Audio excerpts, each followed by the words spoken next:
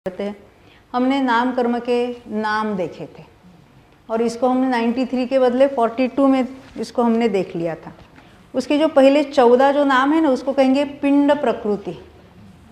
पिंड प्रकृति क्यों कहा?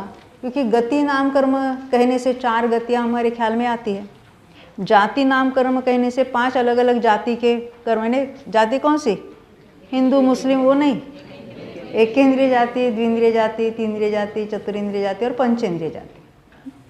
फिर शरीर कौन कौन से? तेजस शरीर है, कारमान शरीर है, औदारिक शरीर है, वैक्रिक शरीर है, आहारक शरीर है। ये 5 टाइप है। बंधन भी उसी नाम के हैं और संघात भी उसी नाम के हैं। किसी ने संघात के बारे में भी प्रश्न पूछा था कि उसका कार्य क्या होता है, तो छिद्र रहित शरीर की रचना होती है। छिद्र रहित का अर्थ क्या है? मान लेते हैं उंगलियों की रचना हुई यहाँ हड्डी की, तो बीच में ये सब पूरा एक ऐसा जुड़ा हुआ है कि बीच बीच में कहीं होल्स भी है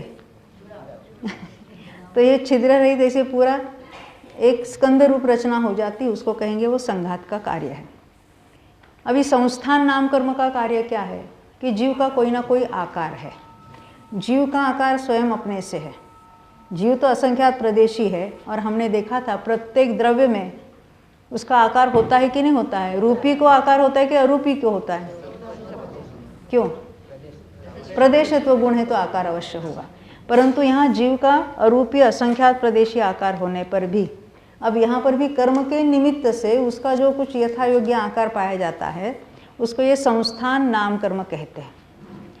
जहाँ यहाँ से जीव मर गया, अब कोई जीव सीधा जाता है और कोई मोड़ से जाता है। आपको मालूम है मरने के बाद 6 दिशाओं में गमन हो सकता है, पूर्व पश्चिम दक्षिण उत्तर ऊपर या नीचे, तिरछा नहीं गमन करता है, तो कहीं कहीं मोड़ लेके जाना पड़ता है।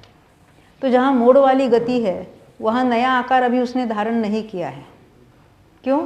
वो मोड़ वाली गति है, उसमें उसके संस्थान नाम कर्म जो नया है उसका उदय शुरू नहीं हुआ है। उसका उदय वहाँ पहुँचने पर होता है।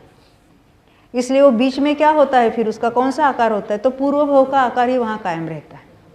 और वो कार्य जो है वो गत्यानुपूर्वी नाम कर्म का है ये गत्यानुपूर्वी का कार्य है कि पूर्व भव का आकार वहाँ कायम है, क्योंकि वहाँ संस्थान नाम कर्म का उदय शुरू नहीं होता है, वो वहाँ पर जाने के बाद शुरू होता है।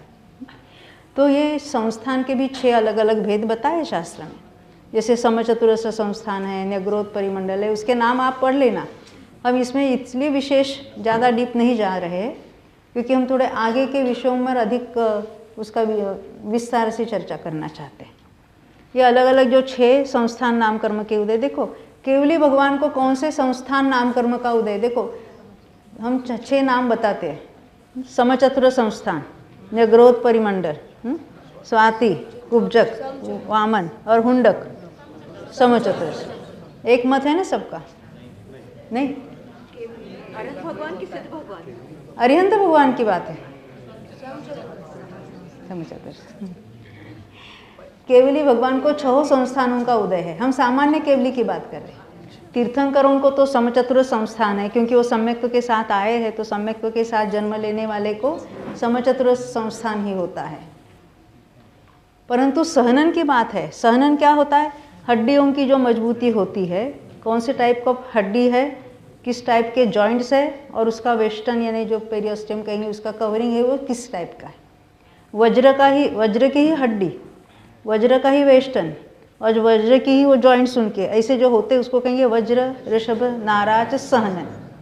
जो तद्भव मोक्षगामी जीव है उसके जन्म से ही ये सहनन होता है।